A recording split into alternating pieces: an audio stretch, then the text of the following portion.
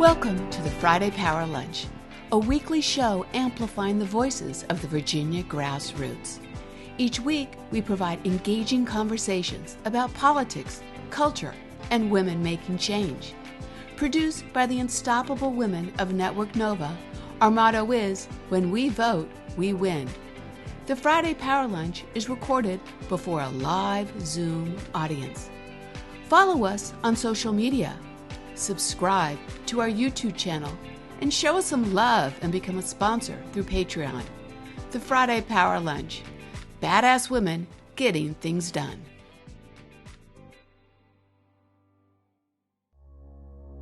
Hey, you gotta listen, 'cause I've got something to say. We've had enough of your hate and your disrespect, and we're gonna send you away. Hey, hey, hey, hey sister, look what they've done. We're on fire and we're ready to run. We've got the passion, we've got the heat, we've got the power beneath our feet.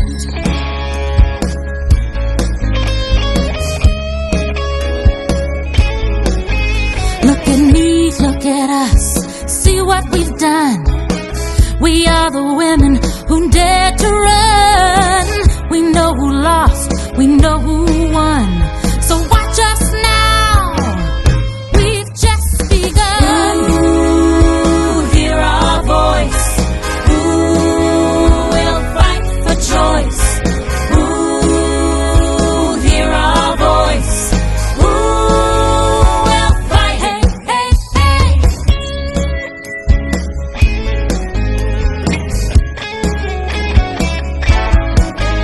Look at me, look at us, we got a plan.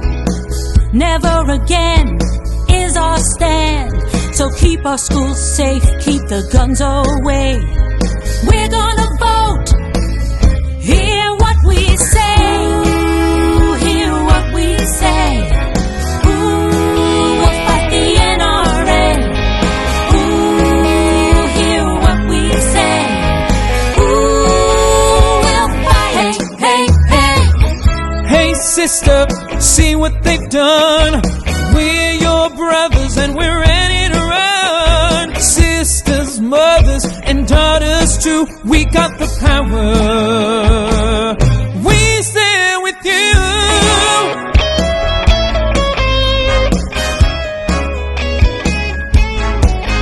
Look at me, look at us. Why do you hate? We are the dreamers in every state. We are smart, we are strong, and we know our fate. So shame on you, we'll keep this country great. We'll say it loud, ooh, we'll say it proud. Ooh, we'll lead with grace and diversity. Hey, hey, hey. Hey sister, look what you've done. We're on fire and we're ready to run. We've got the passion, we've got the heat, we've got the power beneath our feet. Hey sister, look what they've done. We're on fire and we're ready to run. We've got the passion, we've got the heat. So watch us now, We've just begun. watch us now, we've just begun.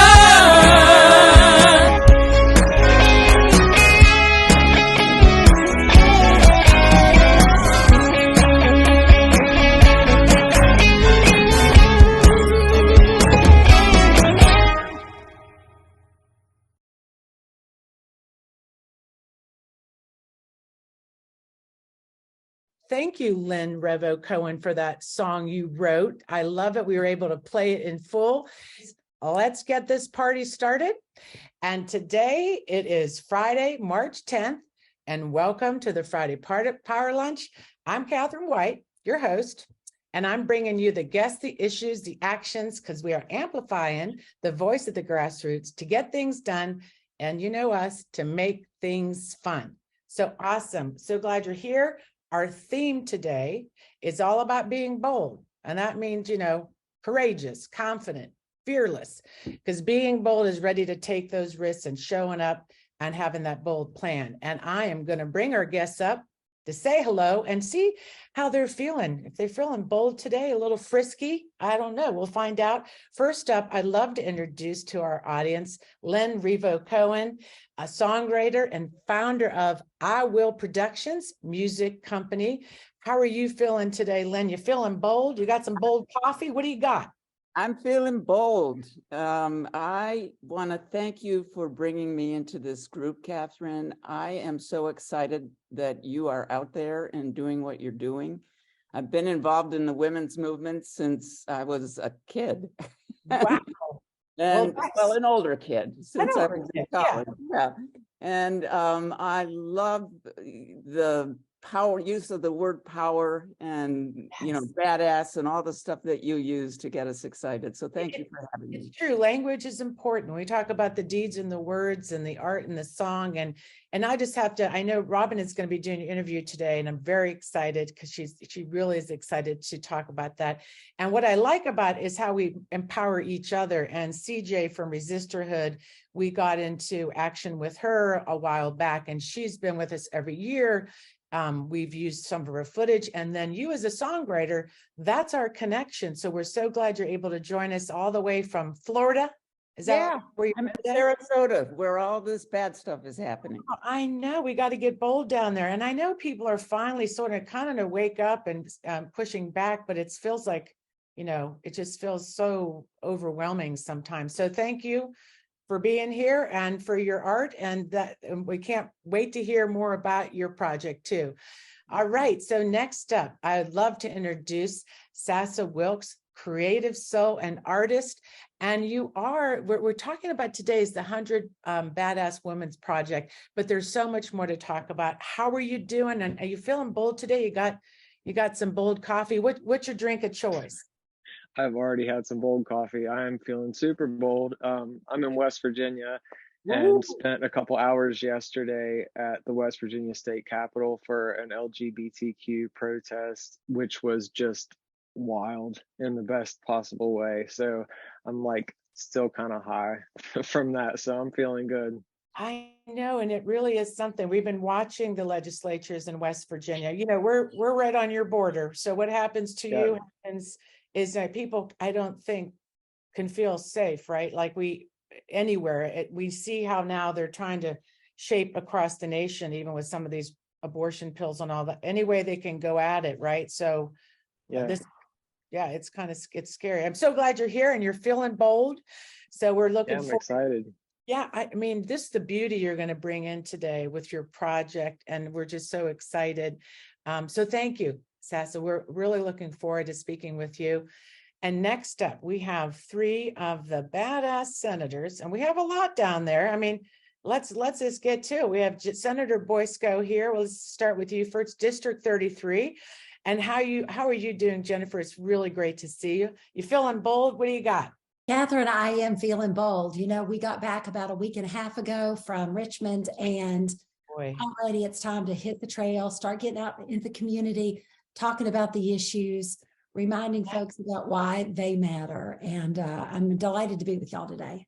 Who do you have with you today? Mr. Darcy, you have, show us you have 3 wonderful cats. Do you have anybody near you? What's your cat's name again? So I have 3 cats. They are literary kitties. Jane Eyre, who's dark and stormy, Mr. Darcy, who is beautiful and elusive, and Elizabeth Bennet, who is fabulous. Yeah. And they should make some command performances while we're on here. They usually sit with me, but they're not here right at this second. I love it. We always love to have our Robin has a cat too that loves to come on. It's our little mascot. So thank you for being here. And Senator Favola, all the way from Arlington. Are you feeling bold, sister? What's going on? Oh, I'm feeling very bold, Katherine. I just have to give a shout out to you and Network Nova and so many other groups, Repro Rising. You know, we had a special election in early January in the Virginia Beach Senate District. It had been held by Senator Kiggins, and we won. Aaron Rouse won that election, and I will tell you, I am absolutely, absolutely convinced, and I want to convince others that your vote matters, and talking to your friends and neighbors make a huge difference. So yes, I am feeling really bold. And, going down there, knocking those doors, it is that showing up. Sometimes I'm like, when we do go down there, it really does make a difference. So I'm so glad. And it felt good to have that more of that margin in the Senate. I'm sure you guys were able to take a little bit of a sigh of relief. Let's see if we can call up Senator MAMIE Locke is here. Make sure we can say hello. Is her audio working, Robin? Could we spotlight Senator Locke? Talk about somebody bold. Oh, even the great color. Hello, Senator Locke. How are you doing today? How are you feeling? Sarah, can you make Mamie a co-host? Yeah, let's make her a co-host. Give us a second because, can never silence a senator for sure. Oh, there you are. Try to unmute yourself now. Anyways, we're glad. Can I be heard now? Yeah. Hey, Hey, we can hear you. Yay. How are you? You feeling bold? And this is asking the person. It's like asking somebody, that a cow if they like ice cream, because it's like you are bold. You are like the epitome of your life. First mayor of Hampton, bold and a badass. Absolutely, absolutely. I am energized, feeling empowered, certainly to be here with all of these great women. And yes. As Senator Favola said, we were energized even more in January to have that extra voice on our side. And we're going into this election cycle knowing that we're going to be even more energized and empowered with women in our races and getting more women into our election cycle. I'm just excited. Knowing that we're going to be even more emboldened and empowered. Yeah, and so when our segment will be later after. You're going to hear some from great other guests. I'm really interested too in some of that personal story from you, so you can be thinking about that. Really, I think that is what shaped you and how maybe sometimes you've taken that risk. And I think would be really exciting to hear personal side and policy side. So thank you so much for being here. Super excited that we can have a discussion, a roundtable later. So thank you so much. So now what's next? Well, rules of the road. And that means how we all behave here on the show. The rules are that make sure you use the chat, conversation, share chat. But if you get a little bit naughty or nasty, we always say the door's over here and Stair will show you that door. So keep it real, but keep it civil, please. And then the after chat, our favorite part. 1 o'clock. What the heck is the after chat? Well, it's where we turn everything off and this is where the real power happens, when we get to really share our calls to action. And if the guests stick around, this is where we sometimes get into deeper conversations. So please stay for the after chat. And really, a part that I would really like to talk about also is supporting the show. We have been overwhelmed with the amount of generosity from our audience becoming Patreons. That money every month that comes in pays for the stuff like the Zoom and the different things we do. It means so much. And then you're in the Patreon family. You get the background every week. You also get, sometimes we do special things, or you get a special letter, or you get a mug sent to you. So please think about becoming a patron. It really makes our day. And it really values the work that we do. So we appreciate it. Our latest supporter, Betty Lee Hawks, thank you very much. We just love when we get a new supporter. And then also, I'd love to bring up something that was done recently to bring when we talk about you supporting us, well, allows us to do some extra stuff. And I want to show you what Dennis Orsinger, who's on our team, created. Now, if you go to our website, our Friday Power Lunch, we just look awesome. Dennis, thank you so much for always bringing it with your graphics and your know-how. If you put the link will be put in the chat, just take a look at the artistry of what Dennis has provided. And it really brings us up to a professional level. I love it. So thank you, Dennis, for that. Oh, and I have a little announcement. Fennell Norton, she's not here today, but because she is busy at school, and we're so proud of her going for her higher education. But today we have a special guest who's going to do the power chat with me, president of Now, Lisa Sales of Now in Virginia. If you can bring my girlfriend up and we can talk, because I want to talk about so much with you. We talked so long yesterday that I was like, I was just loving it. How are you doing today? How are you feeling? I'm good. I'm caffeinated. I'm ready to go, and I'm glad to be with you all. So Yay. Thanks for having me. I don't know if I'm a substitute for Fennell, but here I am. Well, the power chat, it's a great place to talk because we could talk about today when we were talking about going bold. I'm going to bring up something because I'd like to talk about the abortion pill with you. You know so much about it. I was just want to call out an ally. When we saw the Walgreens, not being bullied into not selling this essential health care for women. Gavin Newsom, let's give him a round of applause. I mean, the governor, my home state of California, yes. California, and this is how we have to go bold. We have to rely on, from corporations, and I'm sick of them being quiet too. Like, what the hell's the matter with you, right? So Gavin comes out, the governor, and says, you're going to lose $54 million. And I just thought, to me, going bold, that's the kind of thing that we're talking about. In your mind, where you want to go with that, with going bold and talking about what's really happening with those abortion pills and why we should be concerned about it. Well, just piggybacking on what you just said, Katherine, corporations need to get on board because they're going to lose half of the workforce if they don't.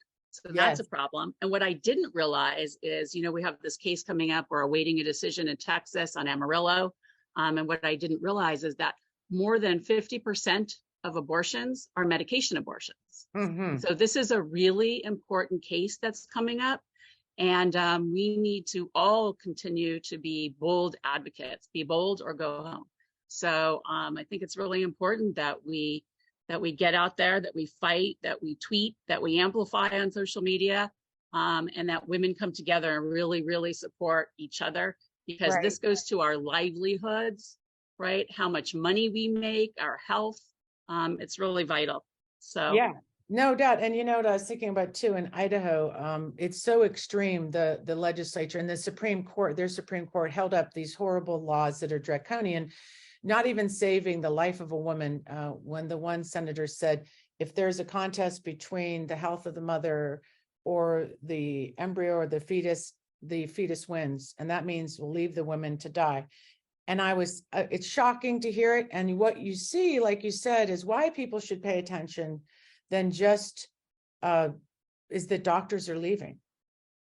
And doctors, they can't afford to stay there. They're afraid. They're actually criminalizing healthcare, and some of them are just afraid to go to jail. And so you can't feel safe in a state. Even like in Virginia, we do have, feels like, okay, great, but they're trying anything they can to interfere with women across the nation, correct?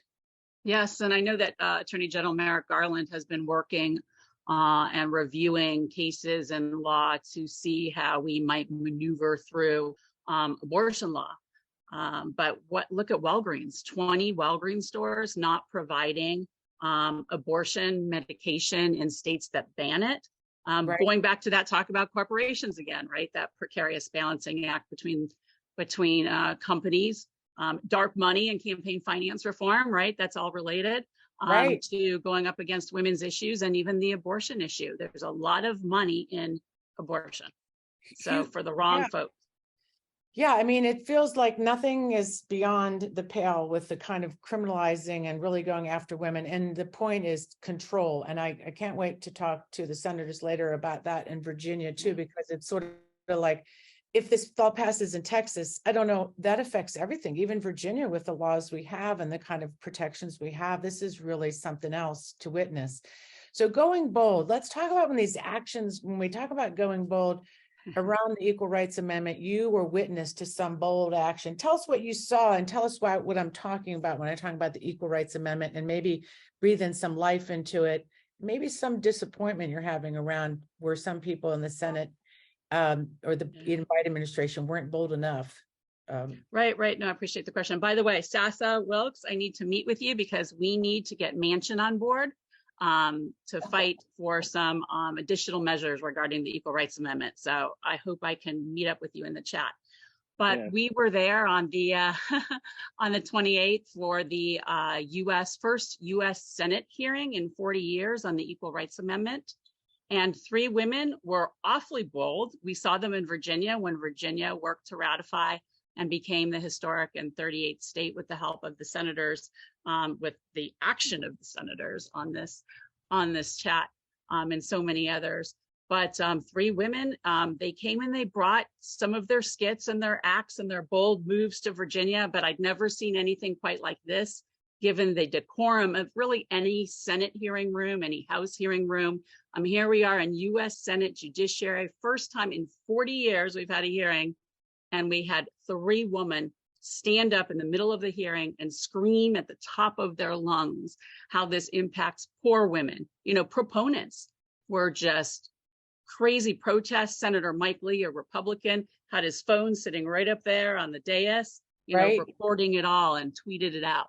And it was just an incredible, talk about the boldness and the courage, and some say the impropriety of standing up in a U.S. Senate hearing room, really screaming about the rights of women. And sometimes that's a necessary thing.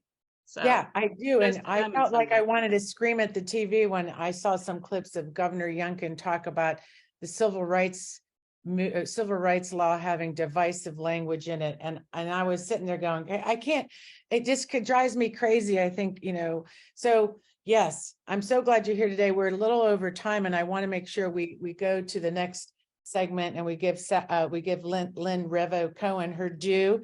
But I would just say one thing to close. Go ahead.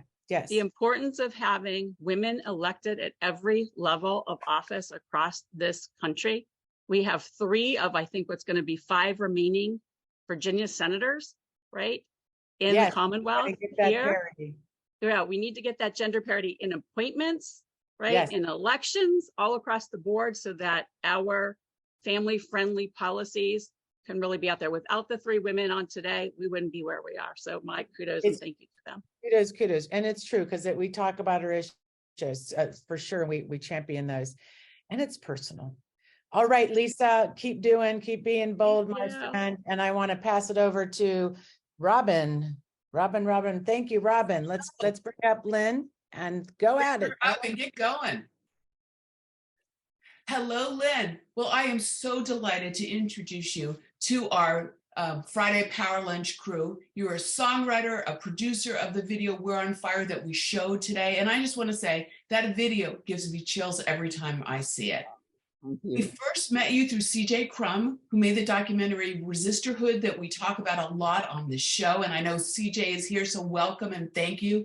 But, you know, through Resistorhood, we also met our dear friend, Margaret Morrison. So I tell you, you're part of the family here, Lynn.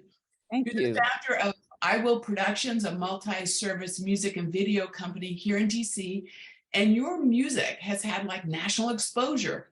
With the United Nations, a song about Hillary Clinton, Barack Obama, you tackled issues like PTSD, as well as, of course, women's rights.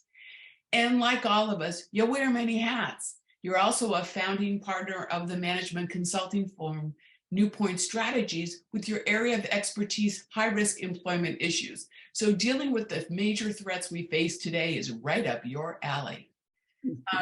And like so many of us here, the twice impeached Trump inspired you to take action. So in getting started, I'd like to have you tell us a little bit about how you use songwriting as your way of being bold. Thank you, Robin, and thank you everybody for giving me a chance to share my song and to talk about the power of music. Is really what I want to talk about. Like many of you, probably, although this is a younger group, I grew up in the 60s.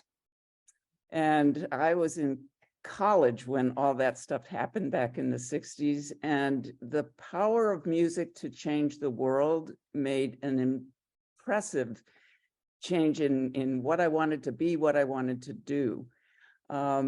You know, I was at every march, every protest, and I just loved seeing with my own eyes how people could get excited with the music that was coming out of that generation. You know, if you think about Bob Dylan, Blowing in the Wind, Joan Baez, We Shall Overcome, Sam Cooke, Change is Gonna Come, Pete Seeger, If I Had a Hammer, and of course, Aretha, With Respect. Those songs really turned people on and turned people into activists, and it certainly did that for me. So that's how I got started.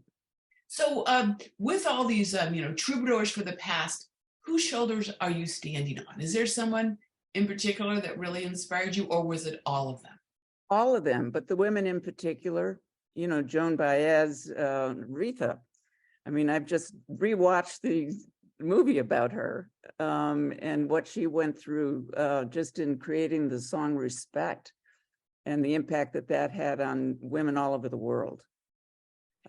It can change things because when I went to the rally in Tallahassee, that Planned Parenthood put on, and because Vice President Harris was speaking, I couldn't get anywhere near the front of the room to play my music. But I wrote a similar song to the one that you saw today called We're on Fire for Choice, which I believe you showed before a couple of months ago. And I was able to play the song on the bus trip. It was a 4-hour bus trip in the security line where there were thousands of people waiting to get in. And then in the balcony, I played it, and people came up to me from all over the balcony and they started singing with me, dancing and clapping. It was just an amazing thing. So I stand on all the shoulders of those women and men too, who wrote and sang music that changed the world. Aside of all the topics out there, how did you decide which ones to address in your songs as a songwriter?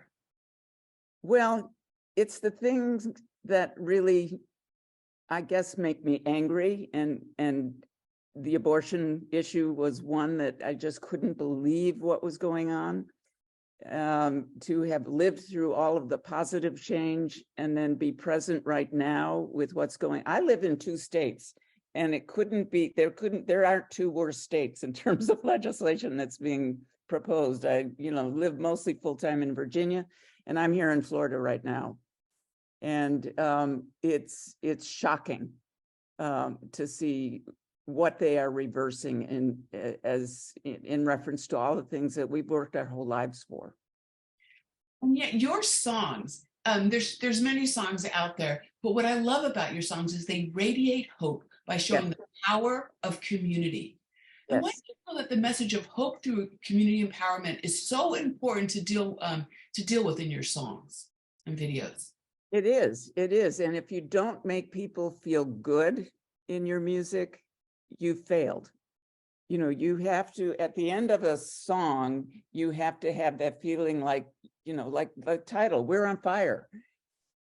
And it's what music has always done for me. When I wrote the song for Bill Clinton, 4 more for Clinton Gore, for Hillary, Hey, Hey, Hill, Listen to Me for Obama, and the song that I wrote for the United Nations women.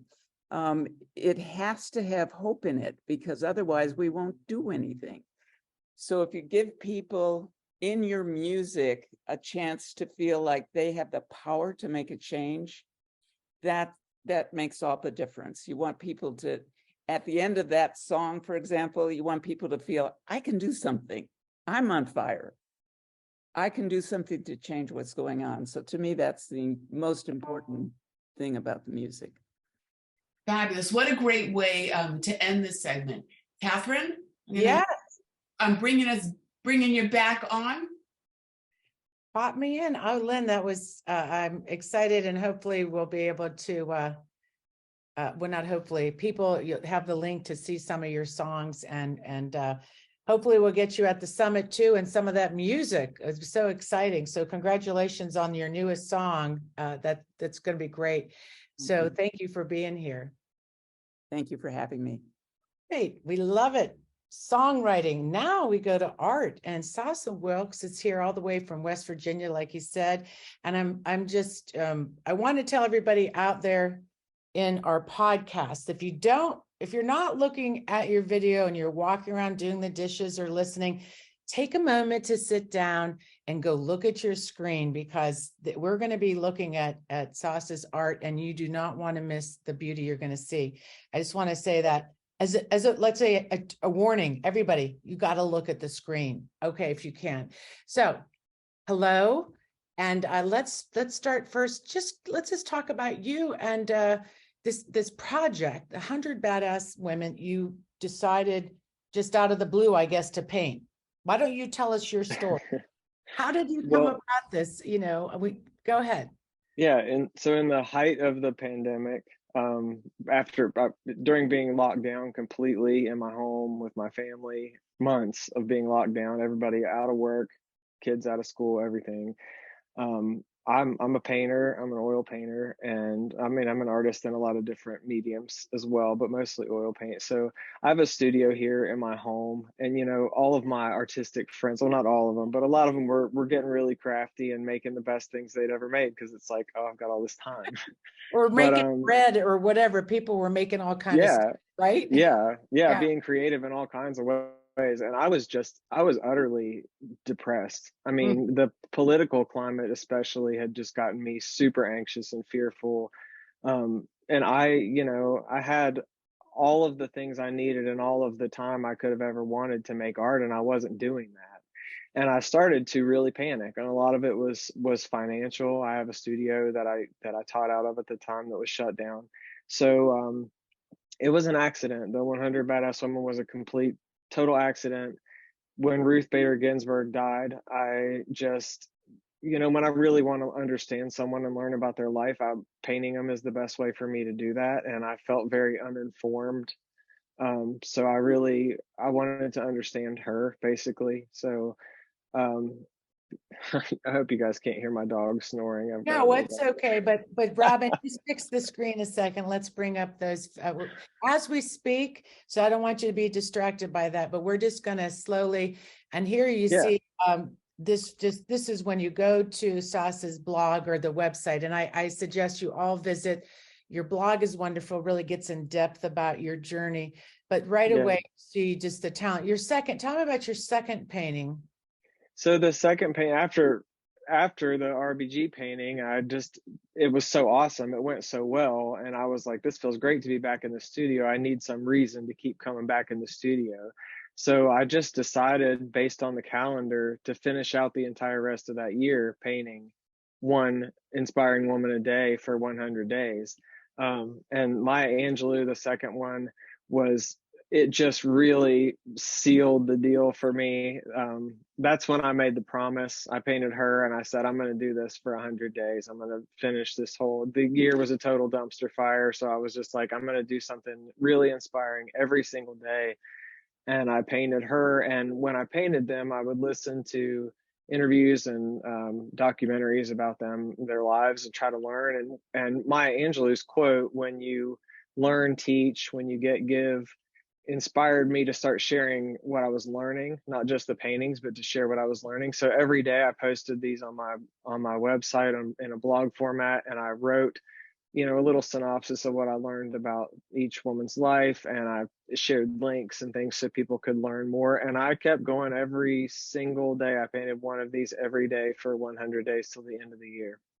Yeah, these are spectacular. We're getting comments in there. They are gorgeous. And I love the part of the project, because when you talk about isolation, right, we were all isolating, and then and really it was you, as you talk about yourself, it was a way to cope, and you realized you weren't alone. Talk about a little bit that. How did that happen, and the dialogue you started to have with other people that you realized there was a lot to share?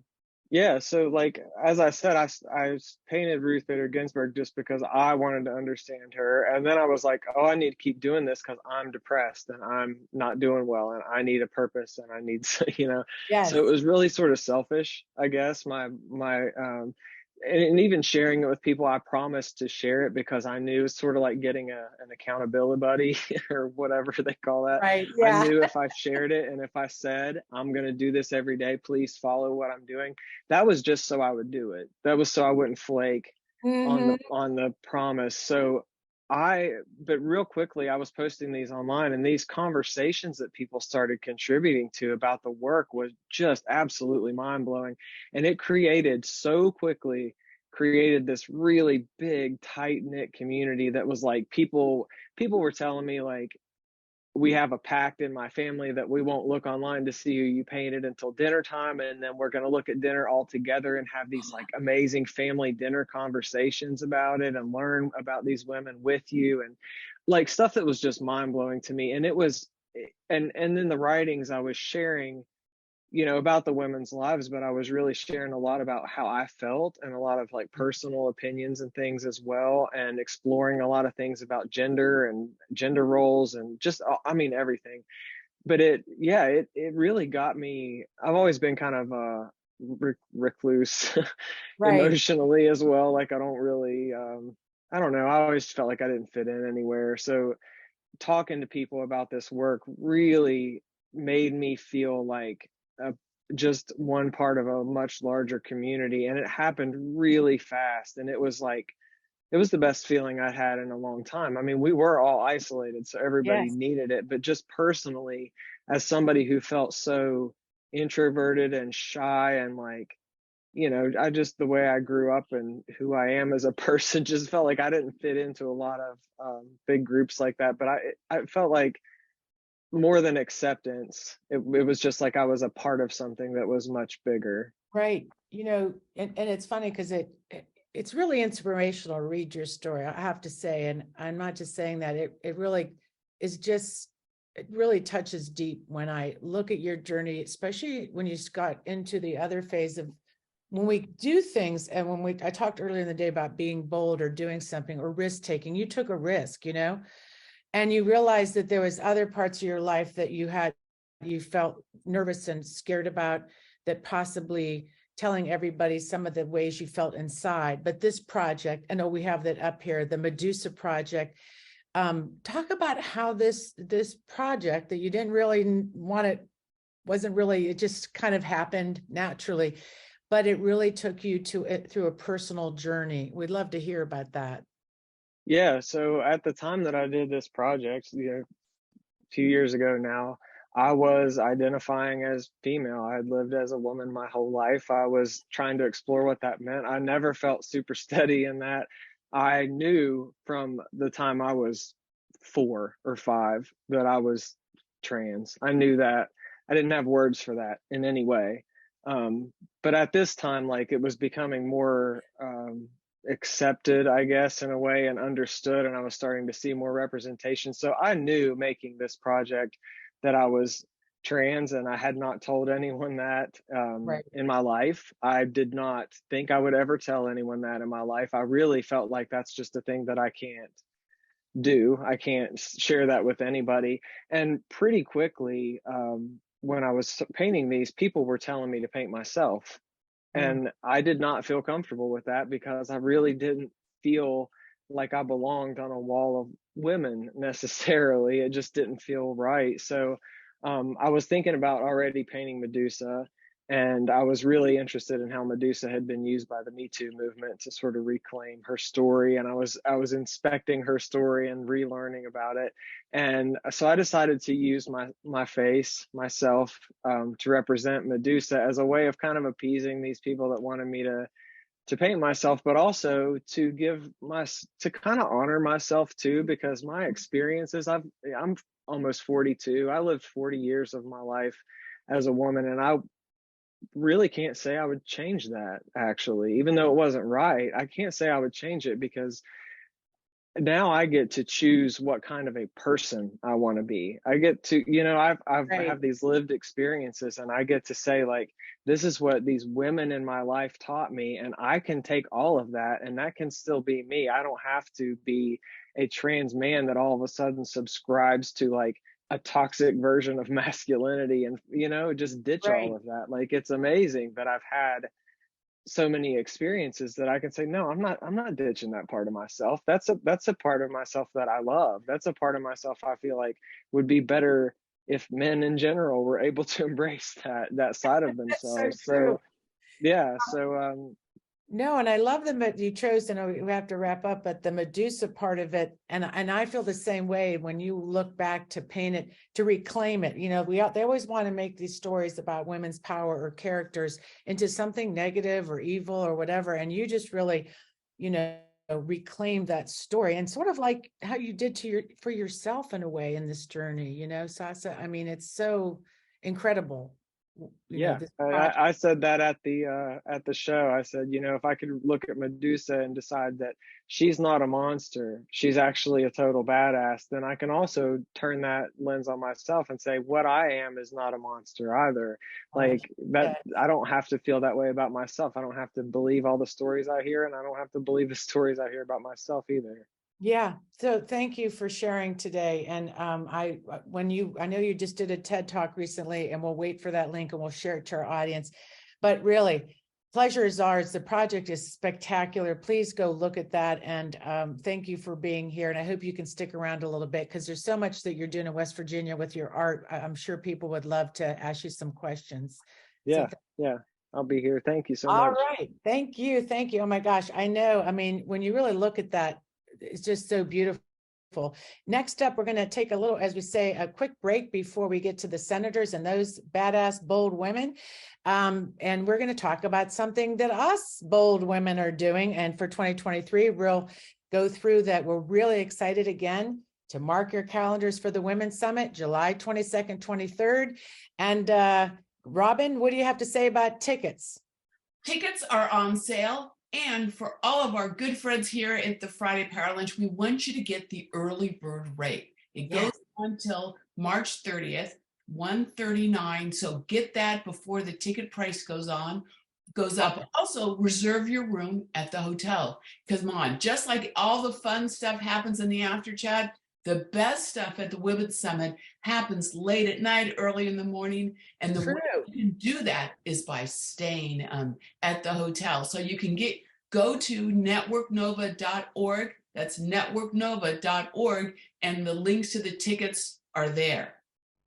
Yeah. And, you know, going bold is really important. You'll see our schedule. We're going to try for that 2-day, Saturday and Sunday, with our badass brunch on Sunday. And also, you know, we really want to make sure in Virginia, we are standing up and showing up and going bold. So our program is going to be awesome, but we want you to contribute to that awesomeness. And so we're taking submissions for workshops, and we have the link. It's on our website as well. And we would love to, it has the guidelines. Please click on that, submit that. And what's great, that's actually how we founded the Friday Power Lunch. We got a lot of submissions. We can only choose so many. But we took that content and it never stopped. So even if it doesn't get in the summit, if it's good, it's going to be somewhere, either on our Power Lunch or at that summit. So please submit. And that means anybody, senators, anybody, if it's good, if it's something that will help us in the sense of campaigning, issue advocacy, fighting back against this hate we're seeing, training, resource, you know, we're ready for it. So, and then lastly, sponsorship. And I'll let Robin Astaire talk about the advocacy fair, but I want to say, please, we need sponsorship. We have the badass. If I have 10 badass women at $1,000 to be a badass sponsor, that would be awesome if I could reach that goal. But we have all kind of different ways to sponsor with us, which gives you access to working with us at the summit, being on the stage, helping curate. There's so many different levels, and just click on the website and you can read it over and then contact me and then Stare, your advocacy fair. And go. Yes. And I wanted to thank Senator Barbara Favola for being our very first donor. Thank you so much. The crowd was too big for me to find you last night. We really appreciate it. Anyone who's interested in being in the advocacy fair, please contact me. We are starting to sign up people for the advocacy fair. And like always, we will sell out. So please come and join us in the advocacy fair or as an audience.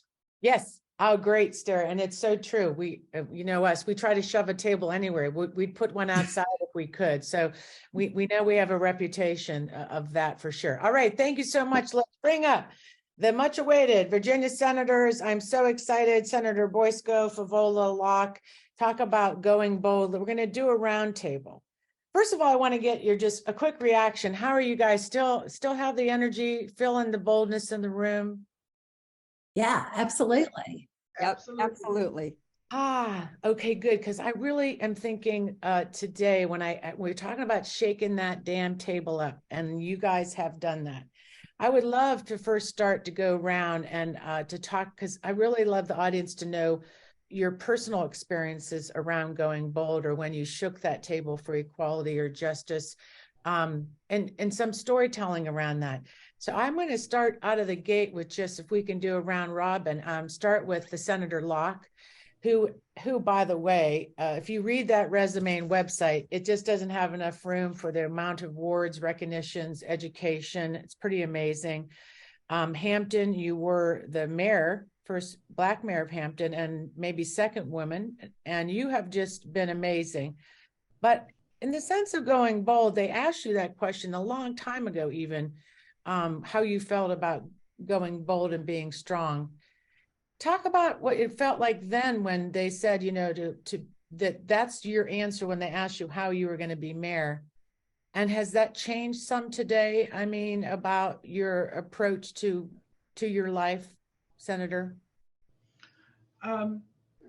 When I was asked to run for mayor, I actually said no, because it was my year to run for re-election to the council, and I was fairly convinced that I could win re-election fairly easily, and I did not have that same kind of confidence that I could win a citywide election for mayor. And Hampton at the time was what one would call a good old boy network community. And I didn't feel as though Hampton was ready for a woman, let alone an African American woman, to become its mayor. And so a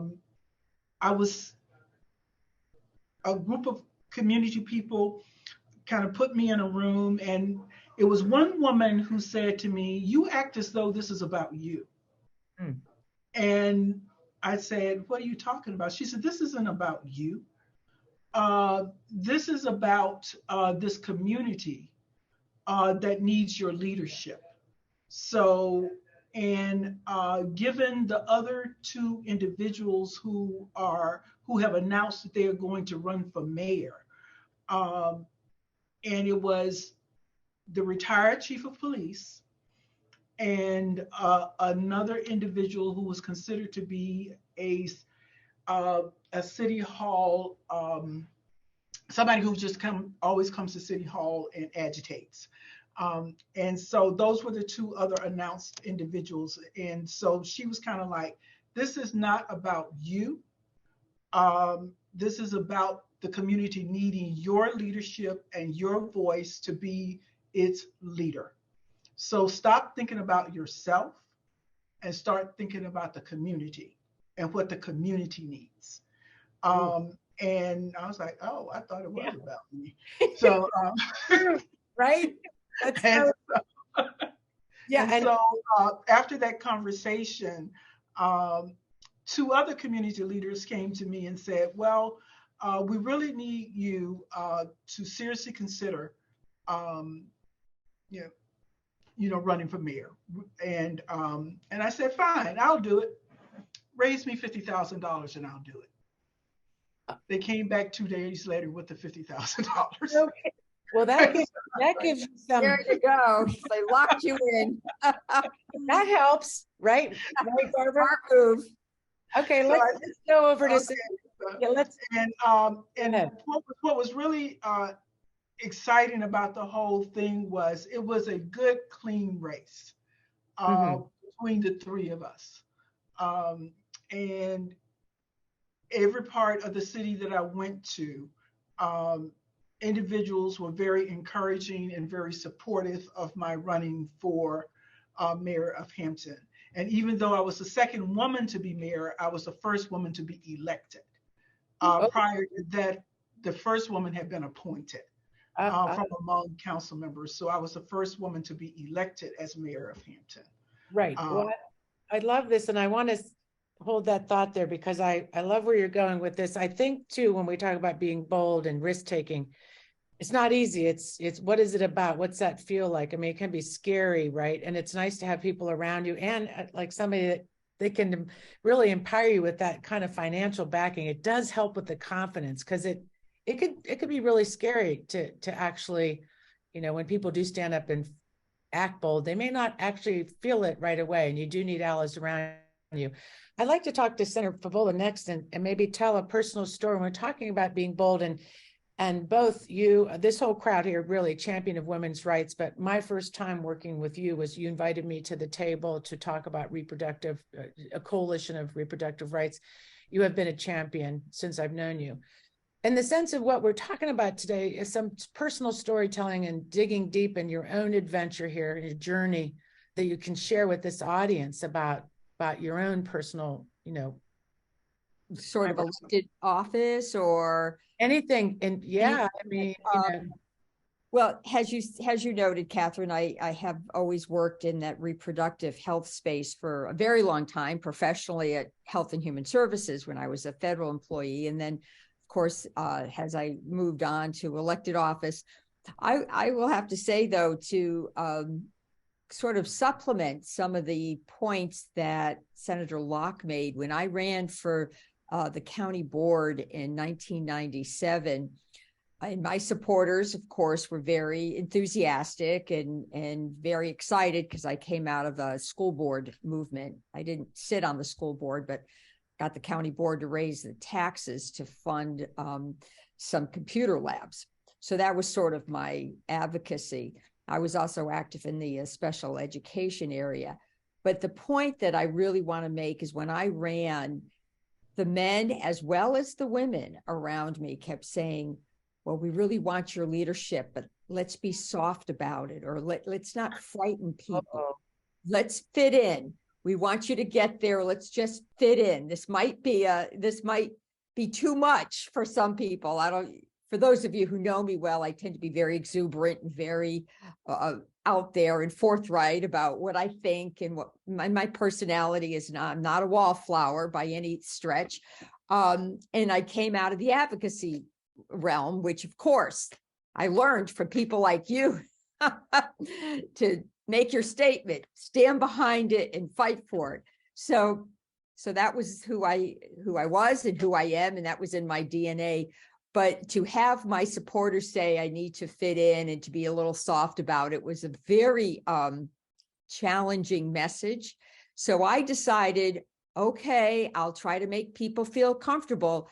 But once I get on that county board, I am going to do exactly what I said I'm going to do. And we are going to be forward thinking and we are going to make some significant changes. So I say to the women out there, you can do this and you can do it in your own way and you can bring people along. You never have to give up your principles or your values. Yes.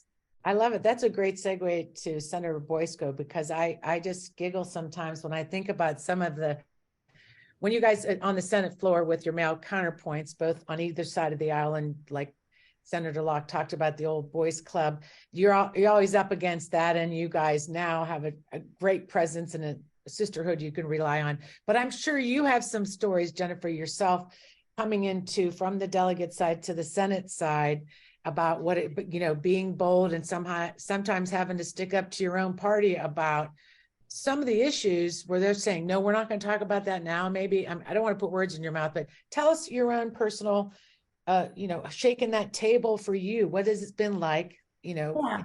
Thanks, Katherine. I mean, this is a great story, and I think everybody's input has been so marvelous to hear. And I hope that everybody watching knows that, we were all we have all been activists too, and we are all change makers wherever we are.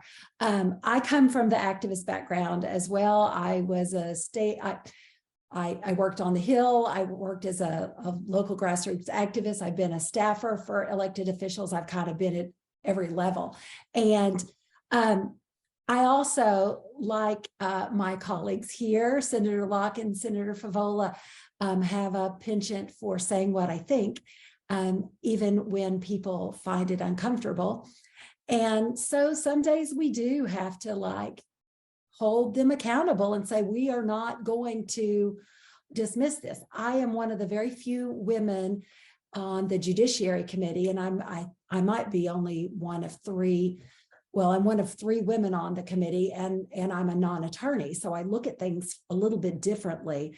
And especially when we're dealing with issues around women and children who have been victims, I have been very outspoken. I typically am very much a criminal justice reform person, but when we're talking about people who have no voice, who are afraid of the system and whom it doesn't work for, I typically challenge all of my colleagues, and sometimes we go head to head about things. But for the most part, we do get along.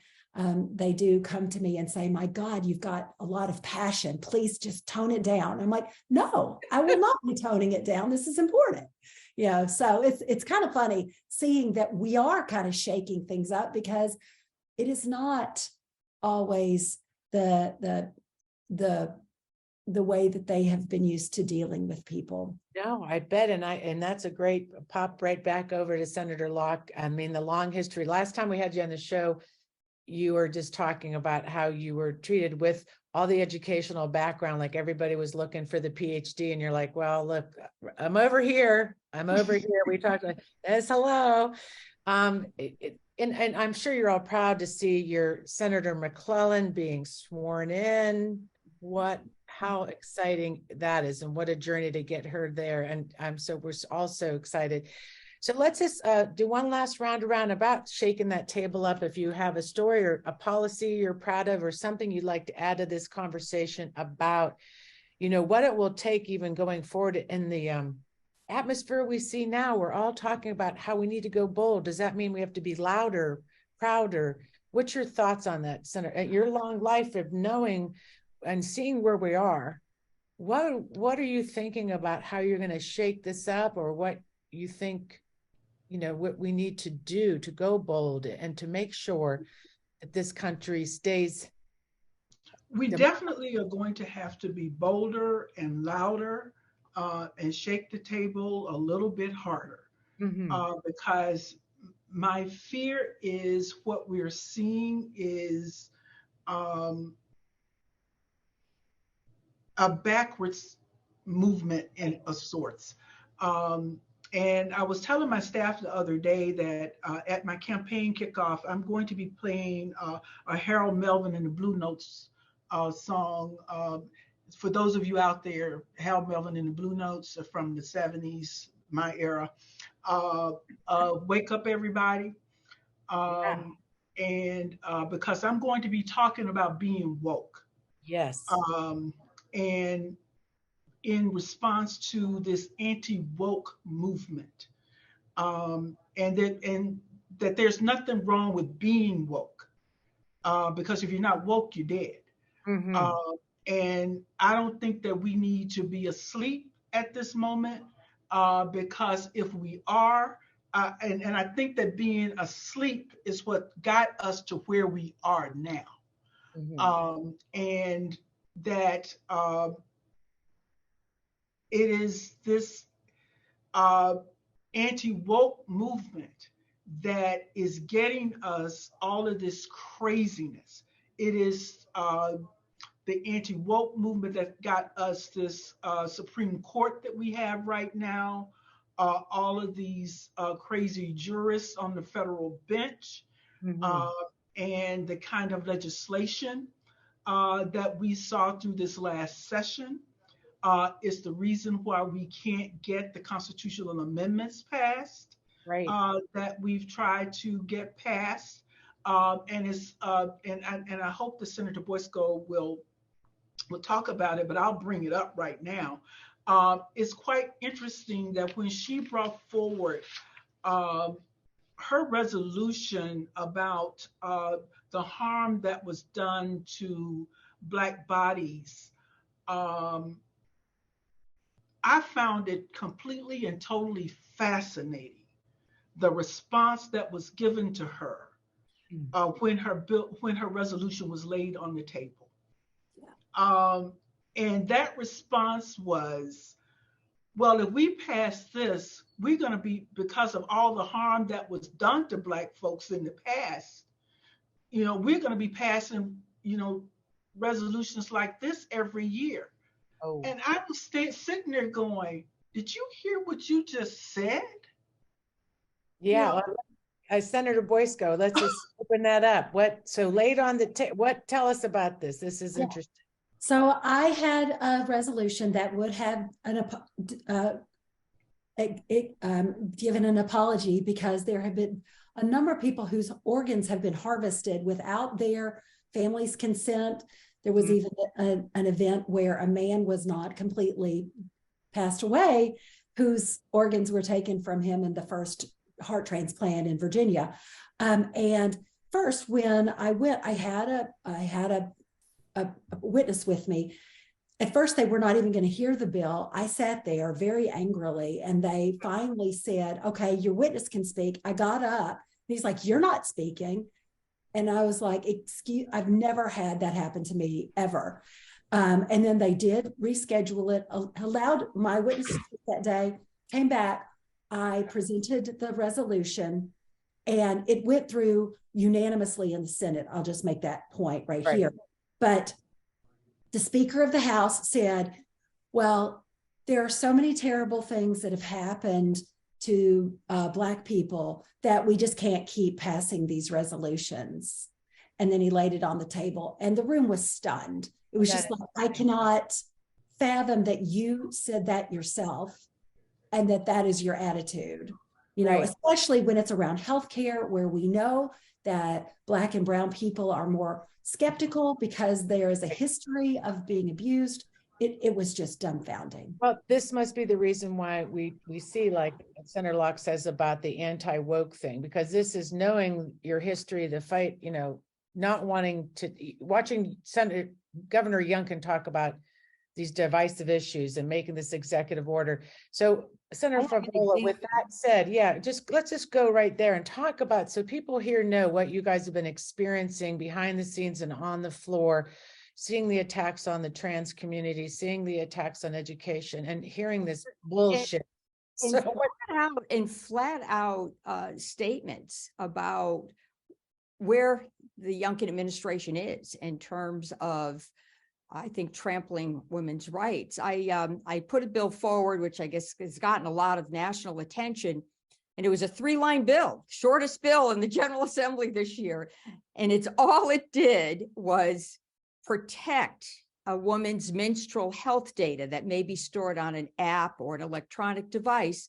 It protected it from a search warrant. The only reason that the police would need a search warrant is if they were going to prosecute a woman for violating an abortion ban. That would be the only reason. Let's be clear. This bill was about privacy, protecting your most personal healthcare information. It was not a health record, it was not a medical record, so it was not protected under HIPAA. So we needed this bill. Granted, we still have abortion, we still have the Roe v. Wade framework on the Virginia book, so access to abortion through the second trimester is still legal in Virginia. But all of us are living in a world where every day there's a new bill in some state legislature that is incredibly draconian. I never in my life imagined something like that 6-week ban would pass in Texas, which actually empowered individuals to be vigilantes. So this is the world we're living in. And we've got this other, we've got a federal court now that's listening to a case in Texas on the Myfer Priestone, the abortion bill, and the whole premise of the case is that FDA should revoke its approval. Really? Right. This is on an abortion bill that, women would use in the very early weeks of pregnancy, again, in the privacy of their home. So to have Governor Youngkin stand up and say, well, he sent the deputy secretary for public safety to stand up and say that he did not support my bill was pretty eye-opening. The bill had passed in a bipartisan way, passed the Senate, 30-10. So we picked up some Republicans, and then it went to the House, and I had a similar reception that Senator Boysko had received. It was before a subcommittee, and they were not very welcoming, and gave me very, very brief amount of time to present the bill. And then, of course, the Youngkin representative stood up and said what she said, that they thought it was a dangerous precedent. I countered it. I said, this is a pretty unique set of data. Right. This stands on its own.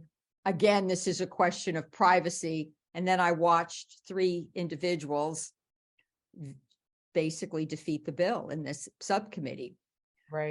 But it was such a clear and simple bill that was so understandable, right, that the press picked it up, and it got a lot of attention. And we have to fight back, and we have to admit that. I think Senator Locke sort of gave us the framework. We know what's going on, and we have to stand up. We can't just let small, minor things go by and not call them out, because there's a bigger picture here, and we're all going to get wrapped up in something that'll be very dangerous if we don't take action right away, consistently, with a strong message and with the power of our vote. Yeah. Right. Can I just add something? So, what we need to make sure is our eyes on the prize of holding the Republicans accountable. We are a strong group of senators together who work together collaboratively. We support one another in general on just about everything. Absolutely. Down the line. We had so many party line votes this year that were the brick wall that we've all been celebrating, that really killed and kept us from looking like Florida at this point. Virginia, Florida, Utah, Montana. Yes. The gun violence prevention stuff, where they killed without even giving it a hearing. The school, gutting our school systems, our LGBTQ protections, our economic opportunities for women and families. The list, the environmental things, it goes on and on and on, of the things that all of our senators stood up for and vigorously fought for. And I'm just so proud of all of my colleagues, especially these 2, but all of them. Yes. We're fighting the fight every day. We had a brick wall in our committees, education and health. They defeated a slew of draconian bills that would have been harmful and in some cases life-threatening to women and families. And then I sit on education and I'm not education, agriculture, and natural resources. Every meeting we were defeating bills that would have rolled back the progress we made on the environment. We had 7 bills to remove Virginia from participating in RGGI. 7. Yes. To, remove our participation in the electric vehicle standards framework. It was just amazing. And I chair rehabilitation and social services, and there's one area that sometimes we have bipartisan support, and that has been in some prison reform measures. So where we can find bipartisan support, we move the ball forward. Well, we saw last year, if I could interject, we did have a lot of bills with bipartisan support that Youngkin did not sign, and he was punitive. Yes. Right. And so I'd like to give Mamie Locke the last word. I am so appreciative of your time today. And I do think that when we're looking forward to this election and shaking it up and breaking it up, that we do, this is it, this is our time. So Senator Locke, we'll give you the last word, and what you're thinking of to leave everybody in their mind about what we need to do, move this year forward, or Any wisdom? I think the wisdom started at the very beginning of this presentation. Elections matter. And this is an election year for all of us. And it's going to be very, very important that we hit the ground running in this election cycle. And it's going to be very important that we maintain the majority in the Senate and return the majority in the House of Delegates. And that's going to ensure that we continue to beat back these forces that of this anti-wokeism that's out there and that's trying to have Virginia become Florida and Texas and all of these other places that's trying to hamper the progress that we've made so fully here in the Commonwealth of Virginia. And we want to ensure that that does not happen here. Right. I mean, the freedom, it's really a fight for freedom. And right in Virginia, this is where it's at. And we know we can do it. And it sets up, you know, for the governorship as well. We know what we need to do. We're going to do it. You know, because it really, watching this so-called, you know, Governor Youngkin and his Christian values get up there, talk like he does around transgender people, talk like he does about this anti-wokeness, talk about the civil rights movement as divisive, snitch lines, everything. And he's trying everything. And it's so insulting. I'm so grateful that you guys are there with your boldness, your just to really push back. And I think, like you said, take it on. As soon as it shows itself, there is no waiting around to see, oh, we got to go at it. So thank you, Senator. Appreciate it. Thank you. We'll see you. And Nova Network.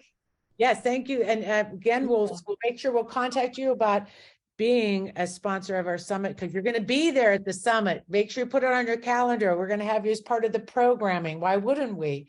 All right, so we went over, and that was on purpose, because I just thought we just can continue this conversation with these senators. I wanted to make sure that there was every nugget we can get to make our Friday just be fantastic. Again, next week, we have St. Patty's Day on the 17th. We have a great lineup. And Robin, you're always good at telling me who's going to be on there. I know it, but then my mind by the end of the show is we have a great show. I know we do. Well, first we're going to have Women Who TikTok. That's amazing. And then we'll have the mayor of Newport News and Santiago. So we're continuing our connection with young activists.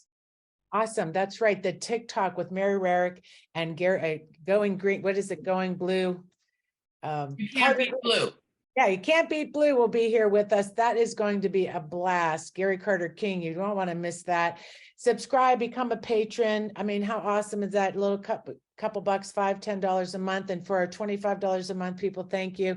And thank you, Betty Lee Hawks, for being one of those patrons. We love it. Follow us on social media. Why not? We have some good content. I'm going to tell you right now. Stay for the after chat and you will get the recap email, which gives you all the links and all the goodies that you may have zip past you today. And I want to say thank you again to Dennis Orsinger for making our wonderful Friday Power Lunch webpage, and the team here today who is awesome. Robin Warner, show wizard, Esther Calhoun, ambassador of Buzz, Heidi Dragneff, social media diva, and Michelle McKinney, chat liaison, Laura Martinez, our Zoom helper, and also our content concierge. We can't do enough without, we can't do it without them. Julie Galdo, Alvina McHale, Sally Reynolds. Thank you so much.